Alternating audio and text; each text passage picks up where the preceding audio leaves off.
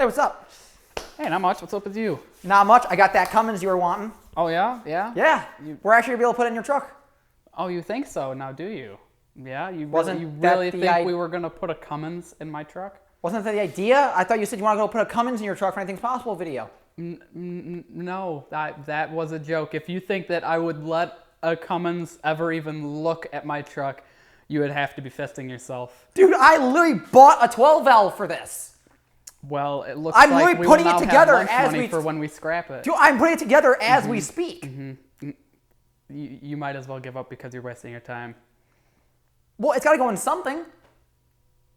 I had to pull something out of a junker. Well, I'm rebuilding it. Like, it's even got a P pump on it. Since it's a Cummins, you could give it to your boyfriend, but that might be a little bit too much, you know? Early Christmas, you know? Wow. I see how it is. Yeah, I see how it is. Yeah, I will stick with my 7.3 You know what? any day. Screw you and your 7.3. Yeah. I see how it is. So what the hell do we do with the Cummins then? I do not care. Well, we got to put it in As long something. as it doesn't go in the same general area as my truck, meaning Chicagoland area, I do not care. Think it'll fit in the Impala?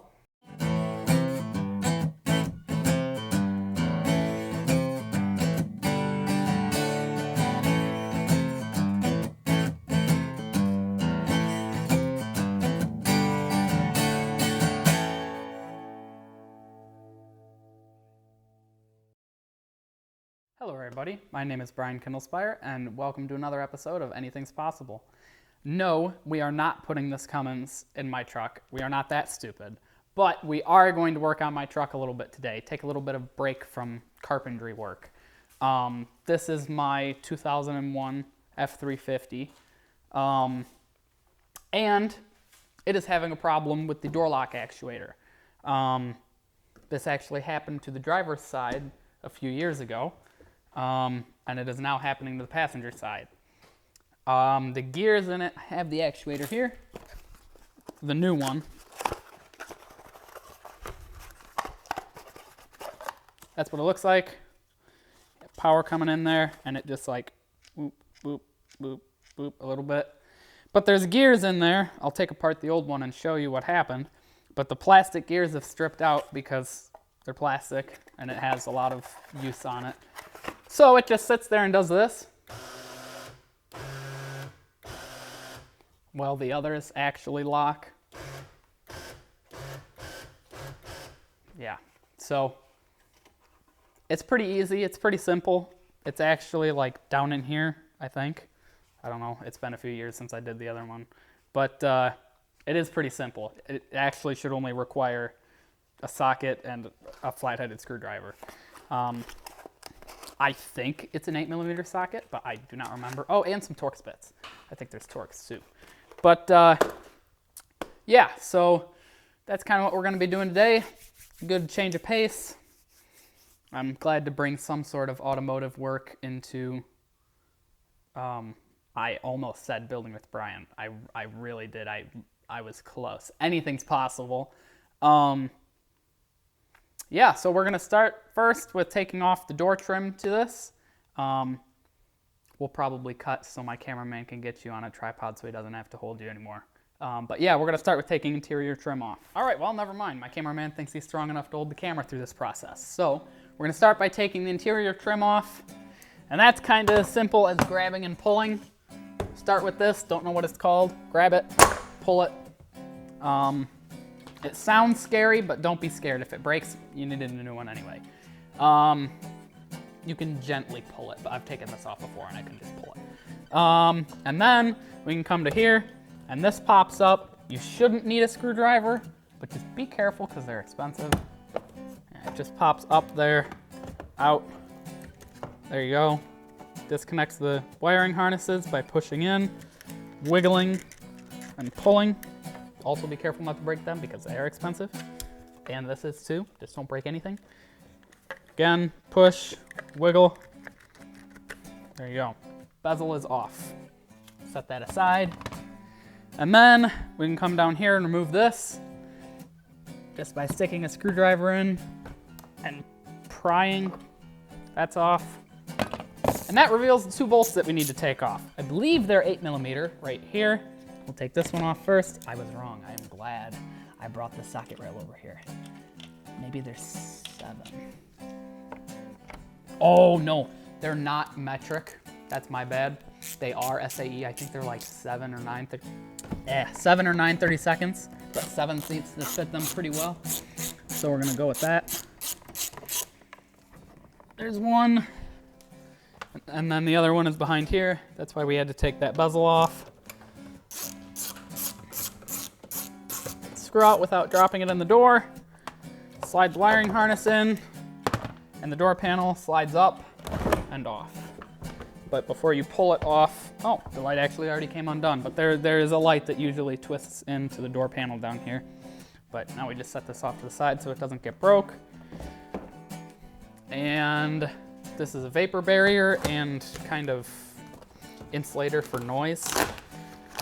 We're gonna take that off without breaking the light bulb.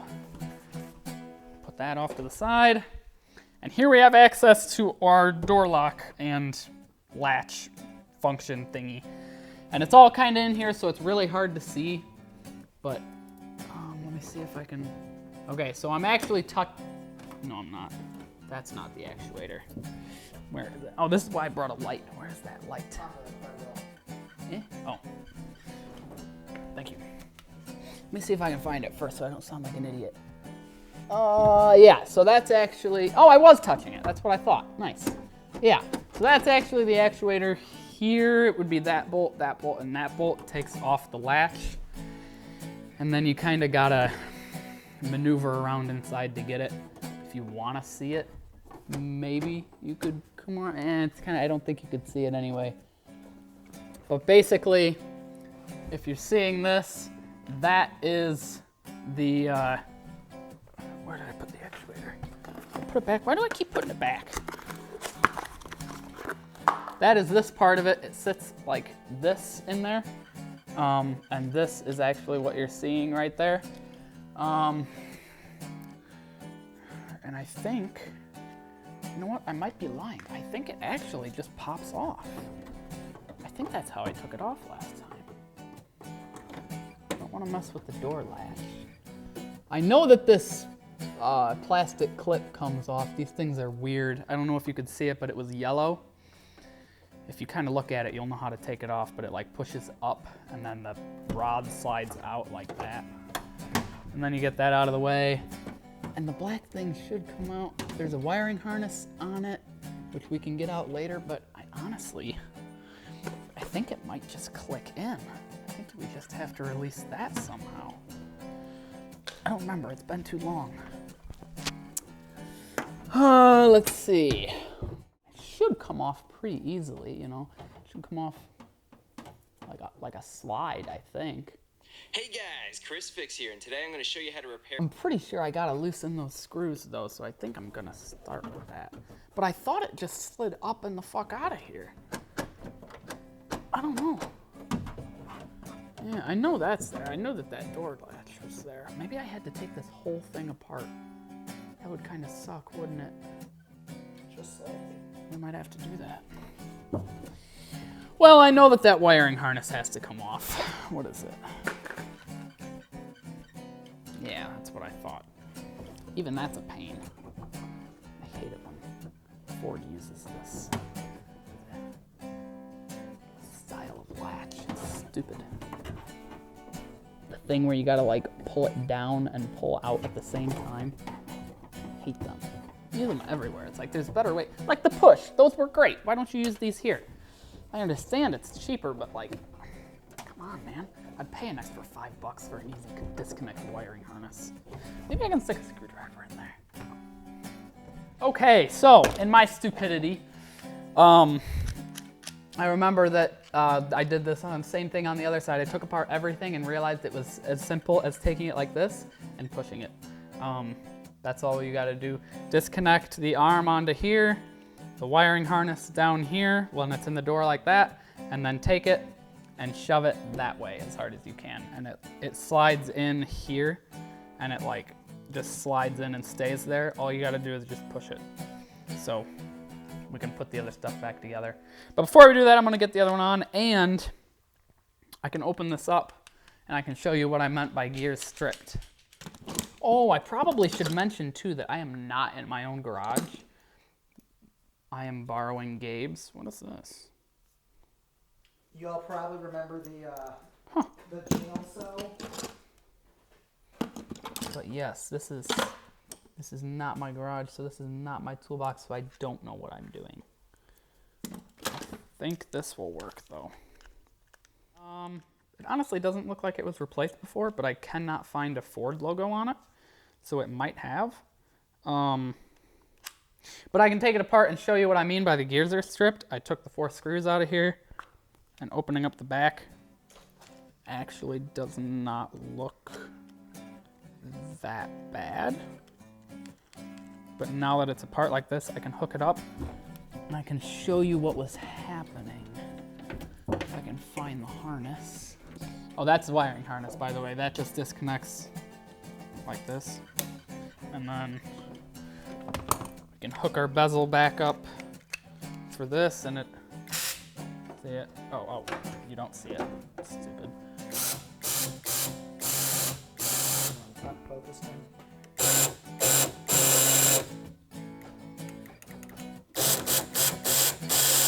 Honestly, it doesn't even look like the plastic gear is stripped. It looks like there's something wrong with this. It must be a clutch. Let's actually see. So technically this could be repaired. I'm not going to repair, I'm going to replace it. But let's see if we can't repair it. Come on out of there. There we go. Okay.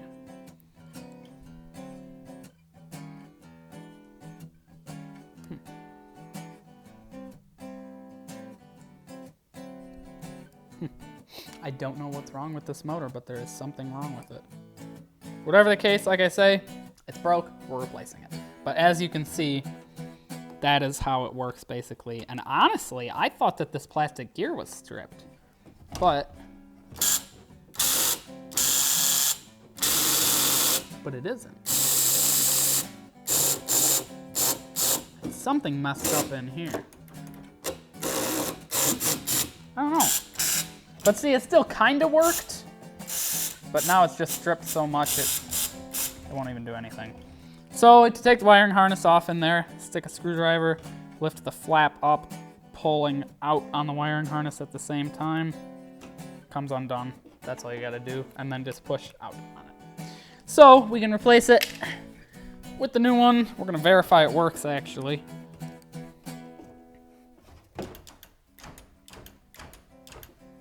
Much better. And now when you hold it, it actually forces your hand back as it should. So, new one will be assembled, I think, before I tighten this back down. I think I'm just gonna install it all just to make it easier since I already have it all apart. Making sure wiring harnesses aren't wrapped around, oh, and this little gray thing here.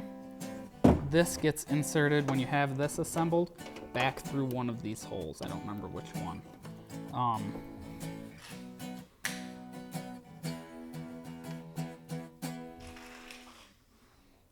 Honestly, it looks a little bit different. It'll work the same. These things go in almost every Ford model out there. These go in the Super Duties from 99 to 19, Mercuries from like 03 to 08, and then like Lincolns from like 99 to 08. I don't even know. This is coming from an actual Ford tech. Brian was a Ford tech. Oh, that's actually fair, but I just like Google searched it a little while ago. But yeah, it's in No, like Brian, you're a Ford tech. I was, but yeah, I mean they were in everything. They're so common. They probably put those in for wiring harnesses on a Mercury or whatever. But it'll work the same. Like I said, I did the same on the other side. That was just like 2 or 3 years ago. So let's get everything in position. First step would be attaching it. Oh, you could actually probably see everything through the back there. And it'd probably be easier to work through there, but I can't work if you're watching. So we are going to, oh no, nothing? That's fair. Let's see. Oh, actually, I might be able to show you that thing I said that it slid on. Okay, yeah, so if you see these, come in here and look at, I don't know, I can't point anything there, but there's a little iron bar right there that's jawed down, and that slides in right here. That J matches up, as you can see. So I can just slide it in there. I don't know if you could see me do it, but it's gonna be a lot easier to do it from here, so I'm just gonna do it from here. All right, well, we figured that we had skipped the boring process of putting it back together, but that's kind of all there was. I got those 3 back in it, the 2 bolts back in the handle. Now the handle works, everything lines up. Oh, here, I'll shut the door. Make sure it's unlocked, and I skipped a step, very important step. Whenever you're working on a door lock or a door latch, always have a window down so you can get in if you're locked out. But this is unlocked for sure. Still works. I'm not gonna lock it and test that because I know that So we're good. This is back in, that's back on, trim panel's on, 2 bolts in, bezel's back on. It's pretty quick going back together. This thingy works too because it has it on the passenger side. Lock, unlock. So that's good that works. Should all be good. We're all back together. It didn't take very long, and it doesn't. If you're doing a lot of them in a row or you remember how to do them, it does not take long. But this one's probably gonna break now in like 2 years, and I'm probably gonna take the whole thing apart just like I did this one to figure out that you just have to push it. So, wiring harness, push.